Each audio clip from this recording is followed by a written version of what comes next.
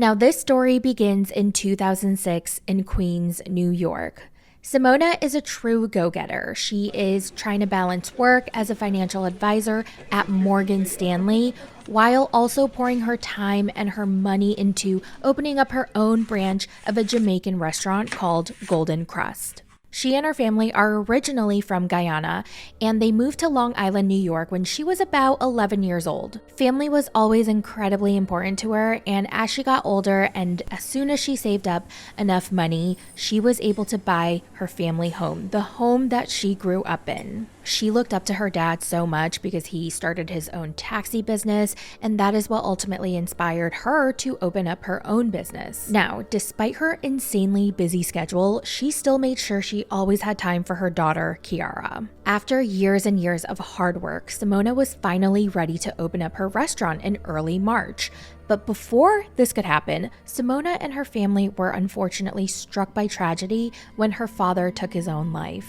She admired her dad so much, and his passing seemed to come out of nowhere, so this was absolutely devastating for her. However, she's a very strong person, so after allowing herself some time to grieve, she pushed ahead and opened up her restaurant later that month. Fast forward a few months later to June 2006. Simona's hard work was paying off, and despite how insanely difficult it is to run a successful restaurant, Golden Crust was doing really well. At this point in her life, Simona was so driven that she knew she never wanted to get married or settle down. Being a restaurant owner and a mom to Kiara were just too important to her, and she did not want anyone to get in the way of that. But as fate would have it, Simona's life took an unexpected turn. So one day, she's working at the Golden Crust, and then a well-dressed, charming man walks in. He introduces himself as Jerry, and the two get to talking. Jerry tells Simona that he's a cop and a detective at the Brooklyn DA's office, and funnily enough, he also does consulting work right down the street from the restaurant. And as they talk, Jerry points out that Simona's security cameras are not set up correctly, and so he offers to stop by one day this week to help her fix them. Now, Simona, she already has so much on her plate, she's so busy, and she obviously takes up on his offer. She's like, oh my God, thank you so much. I would have never known. What would I have done without you? As time goes on, Jerry keeps showing up at the restaurant. He keeps offering his help. He even goes out of the way to help her run errands. Now, to her, this feels like he's this incredible, caring guy who is looking out for her when she's just trying to do everything for herself, and this really means a lot to her. So they eventually start dating in 2007. Simona's entire family is immediately charmed by him. To them, he's a great guy, someone with a respectable profession who can be her protector, especially since her family worries about her safety, seeing as she works very late nights and runs a cash business. Fast forward again 2 years to 2008. Simona is downstairs in her office when she gets a call from a woman she doesn't know. Once the woman on the other line confirms she's speaking to Simona, she asks her if she's sitting down because she has some really upsetting news. Simona is understandably weirded out. She's like, okay, what is it that you have to tell me? She tells her that she is Jerry's wife. And not only that, but they have 2 kids together. Simona cannot believe what she's hearing. She senses that there are more lies coming, so she asks the woman, what does Jerry do for a living, by the way? And the woman says, oh, let me guess. He's telling you that he's a detective or a cop? He's lying about that too. What the hell? Who is this guy that she's been dating for 2 whole years? She hangs up the phone, she's freaking out, and once she calms herself down, she goes upstairs and she confronts Jerry about what she just heard. Now, Jerry tries to claim that his marriage is a sham, and the only reason why they're still, quote, together is so that his wife could get a green card. Simona's like, okay, I get it. Like, I understand that a green card is hard to obtain, but like, there's no way we can still be together. I cannot continue our relationship like this. So she tells him then and there that it's over between them. He packs up his stuff and leaves, and so she assumes that this is the end and that she's going to move on with her life and he's going to move on with his life, and that's it. But little does she know, the worst has yet to come.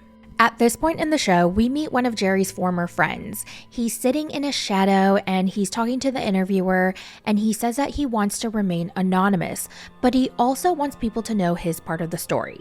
So he talks about how he and Jerry used to go out all the time. Jerry apparently had a security company and would provide his services to nightclubs and bars, and while he was there, he'd use the opportunity to talk to a bunch of girls, despite being married at the time. Red flag, red flag, red flag. According to this guy, Jerry told him that he was an undercover detective. He tells the interview a story about this one time he was driving with Jerry when he was pulled over for having an expired ticket on his license plate. As one of the cops spoke to him, another talked to Jerry in the passenger seat. Apparently, Jerry pulled out his wallet and showed them the imprint of his supposed badge inside his wallet, and they let him go. Just like that. After the breakup, Simona is trying to get back on her feet, and one day Jerry shows up at her house to return her keys, and without opening the door, she's like, I don't really want to talk, just like drop the keys off. And he's like, oh, come on, Simona, I don't want to cause any trouble, I just want to go inside and like see your face and talk to you. And she's like, ugh, okay. But as soon as she turns around, he slams her to the ground, face down. Simona is furious. She curses and screams until he whips out some duct tape and forcibly puts a piece over her mouth. He terrorizes her with his gun, even talking about ending his own life. As Simona's mind races, Jerry drags her down into the basement and SAs her. Once he is finished, he starts crying. Now, this is adding a surreal twist to the already traumatizing experience. He's begging Simona not to call the police. After he finally leaves, she locks all her doors and calls the cops. The police take her to the hospital where they do a rape kit, and soon enough, Jerry is arrested. He is put on a $150,000 bail, and guess what? His mother pays it. Even though he's been released, the case moves to a grand jury and an indictment is secured. As she awaits a trial, Simona is relieved that Jerry will soon be out of her life for good. Little does she know, again, he's not done with her. Now let's fast forward to May 21st, 2010, 2 months before her trial against Jerry. Just when it seems like Simona will see her day in court, everything spirals out of control. She drives to drop off some food at a friend's job in Queens, but she's suddenly surrounded by cops. She can't understand what's happening. There must be some kind of mistake. The police drive her to Nassau County, Long Island, and she's brought into an interrogation room. And soon enough, 2 detectives walk in, Detective Charles and Detective Nil, and they ask her over and over if she has anything to tell them. Simona has absolutely no idea what they're talking about, and the interrogation goes on for 4 hours until Marissa Valley walks in at 11 p.m. Marissa is a now former NYPD officer with the police impersonation unit working on 2 cases in Queens. She notices that Simona looks extremely upset and has clearly been crying.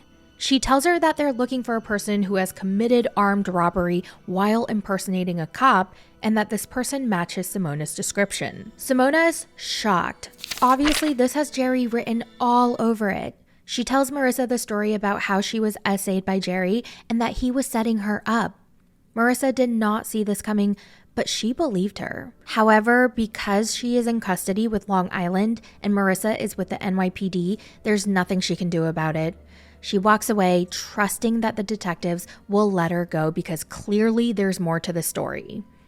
Instead, Detective Charles and Nil continue to pressure Simona into confessing to these crimes that she hasn't even committed.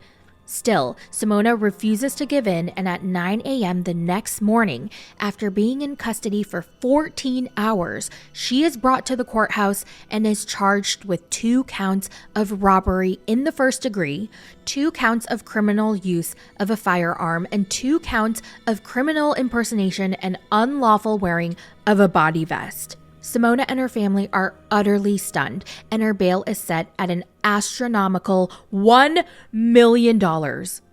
She's left sitting in jail, her life crumbling around her. Meanwhile, Jerry is out on the streets, free on a much lower bail, despite being accused of such an awful, violent crime against her.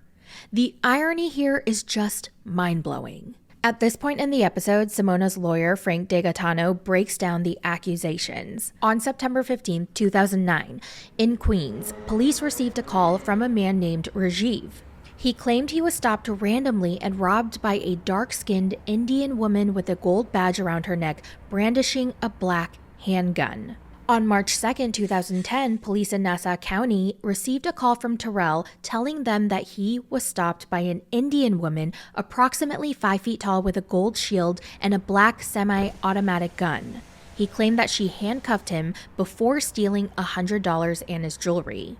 Now, unlike Rajiv, he was able to give the police a partial plate number.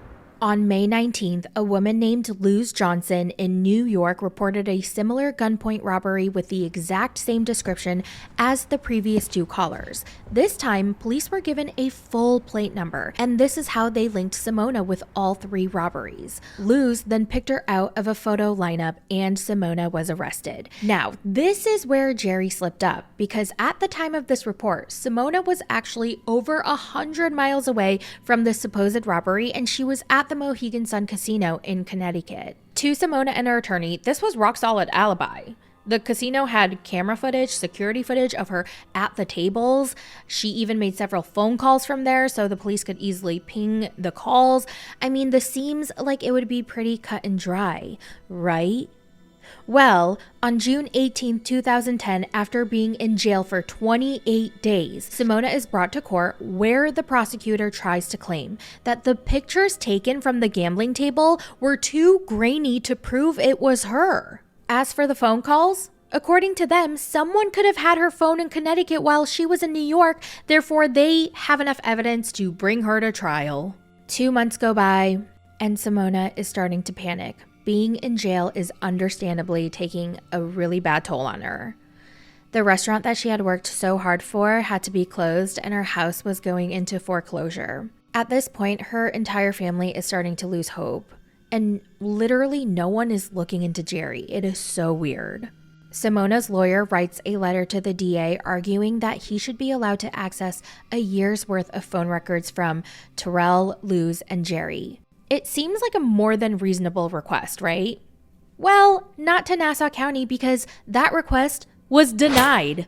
On October 11th, 2010, Simona's been in jail for 141 days for something that she did not do. Jerry's former friend is looking at the news and he sees that Simona is in jail and she's been locked up. And he's in total shock because he was like, oh my God, he actually did it. Jerry actually did it, and the cops actually believed him.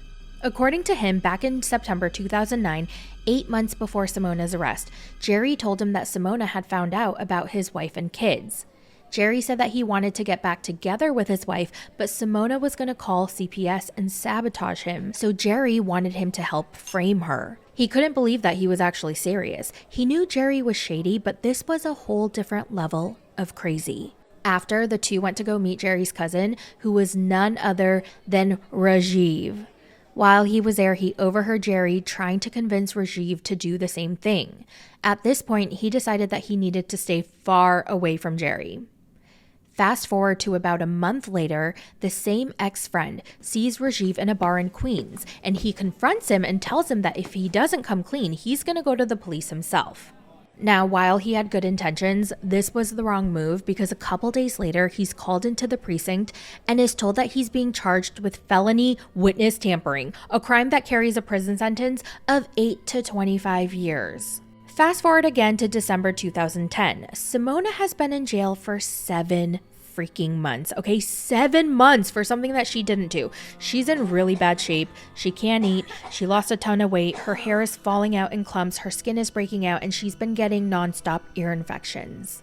But one day, hope finally comes through in the form of a woman named Sophia Lewis when she walks into the Nassau County DA's office asking to speak to someone about Simona's case.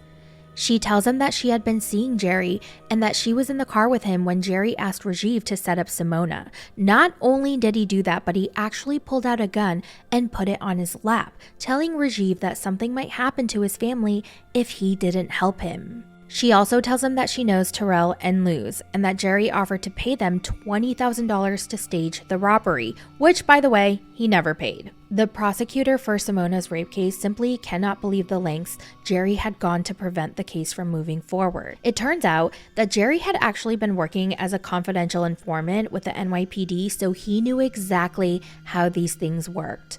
He had all the knowledge he needed to manipulate the system. Finally, on December 2nd, 2010, after being in jail for a whopping 194 days, holy crap, I can't even process that, Simona gets a call telling her that she has a visitor.